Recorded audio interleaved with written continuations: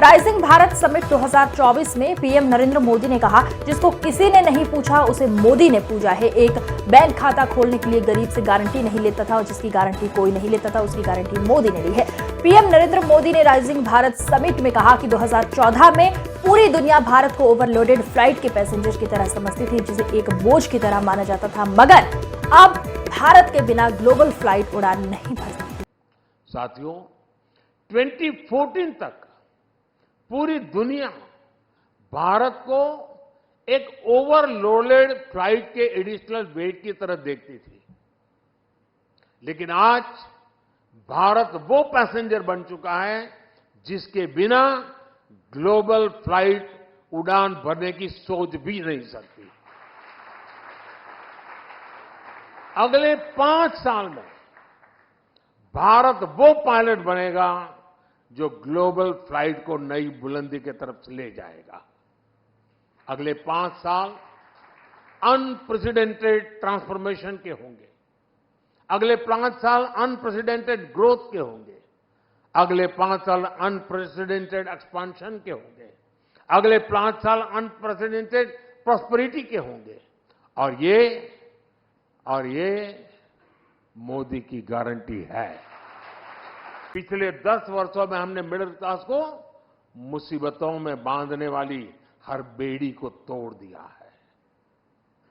पहले 2 लाख की इनकम पर टैक्स लग जाता था, अब 7 लाख की इनकम भी टैक्स फ्री है।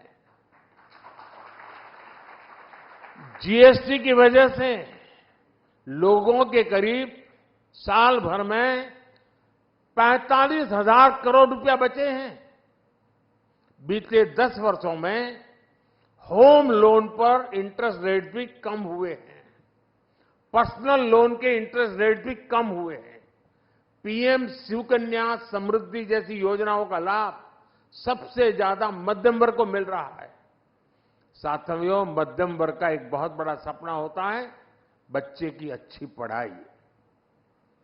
इस दिशा में भी पहले की सरकारों ने मध्यम वर्ग की आकांक्षाओं का ध्यान नहीं रखा। आज हमारी सरकार देश में तेजी के साथ एजुकेशन इंस्टीट्यूट खोल रही है। बीते 10 साल में हर दिन भारत में 2 नए कॉलेज बने। प्रतिदिन डेली 2 नए कॉलेज, और हर हफ्ते एक नई यूनिवर्सिटी बनी है।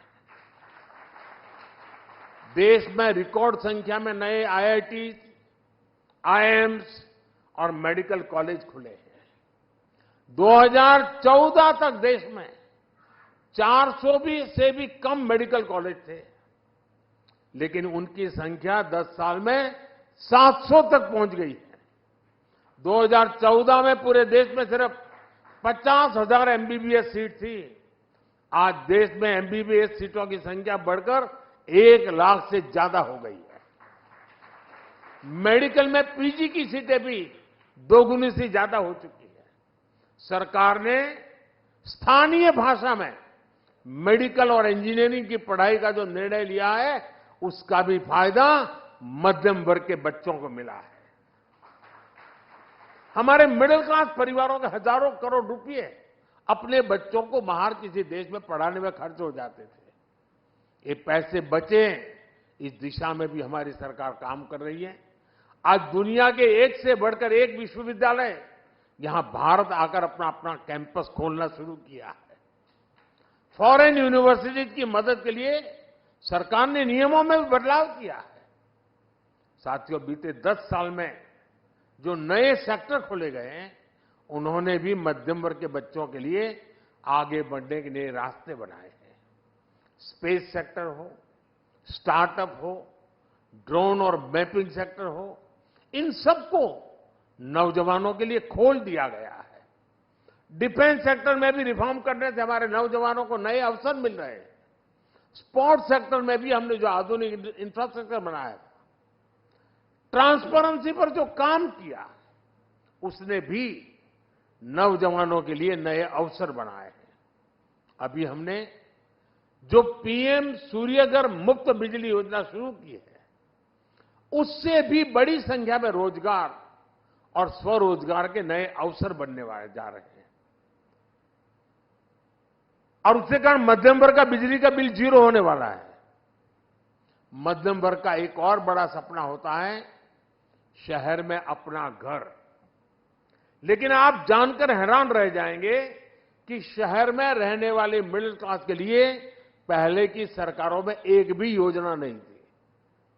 मध्यम वर्ग के घरों के लिए पहली योजना अगर किसी सरकार ने बनाई तो हमारी सरकार ने बनाई। हमने मध्यम वर्ग के लोगों को घर के लोन में सब्सिडी दी, ब्याज में राहत दी। इस पर करीब 50,000 करोड़ रुपए हमने खर्च किए। इसका भी बहुत बड़ा लाभ मिडिल क्लास परिवारों को मिला है। उनके अपने घर का सपना पूरा हुआ है। साथियों, आप में से जो सीनियर हैं उन्होंने वो दिन भी देखे हैं जब देश के एक प्रधानमंत्री ने कहा था कि दिल्ली से 1 रुपया भेजता हूं तो सिर्फ 15 पैसा गरीब गांव के गरीब तक पहुंचता है। यानी सरकारी खजाने से पैसा निकल रहा था लेकिन वो किसी और की जेब में जा रहा था। ये ऐसा भ्रष्टाचार था जो सीधे सामान्य जन को प्रभावित करता था। मनरेगा का पैसा सरकारी खजाने से निकलता था लेकिन मजदूर को मजदूरी नहीं मिलती थी। गैस की सब्सिडी किसी और के खाते में पहुंच जाती थी। अपनी स्कॉलरशिप पाने के लिए भी रिश्वत खिलानी पड़ती थी। 10 साल पहले तक जो सरकार में थे उनको ये सूट करता था, उनकी राजनीति को ही सूट करता था।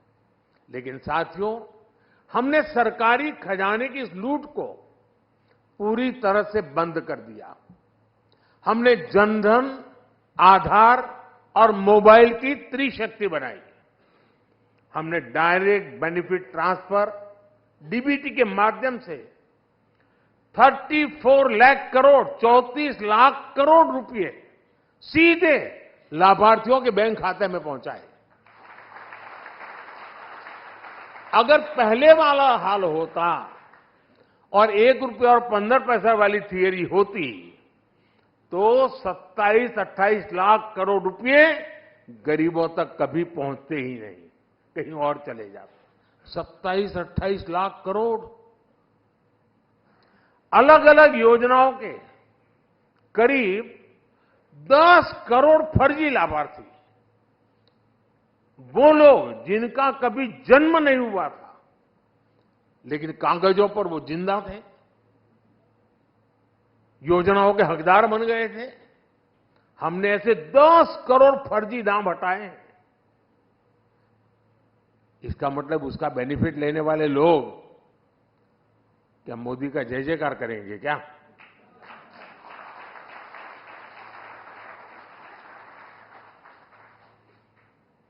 आप हैरान हो जाएंगे, 4 करोड़ फर्जी राशन कार्ड, उसको हमने हटाया। आप कल्पना कीजिए ये कितना बड़ा घोटाला था, गरीबों का कितना बड़ा हक मारा जा रहा था। आज इस हॉल में बैठे हर व्यक्ति को उस गरीब का चेहरा याद करना चाहिए जिसे राशन की जरूरत थी, जिसे राशन मिलना चाहिए था लेकिन मिल नहीं रहा था। वो गरीब सरकार को कोसता था, अपनी किस्मत को कोसता था। आज हमारी सरकार में उसी गरीब को 1 नेशन 1 राशन कार्ड मिला है। आज हमारी सरकार उसी गरीब को उसके खाते का पूरा राशन मुफ्त दे रहा है। आज वो गरीब जब मुझे आशीर्वाद देता है तो विपक्ष के मन में गालियां फूटती हैं। मेरे लिए भी गालियां, वो गरीब मुझे आशीर्वाद देता है इसलिए उस गरीब को भी गालियां, लेकिन गालियों से कोई फर्क नहीं पड़ेगा। देश ने तो मन बना ही लिया है। फिर एक बार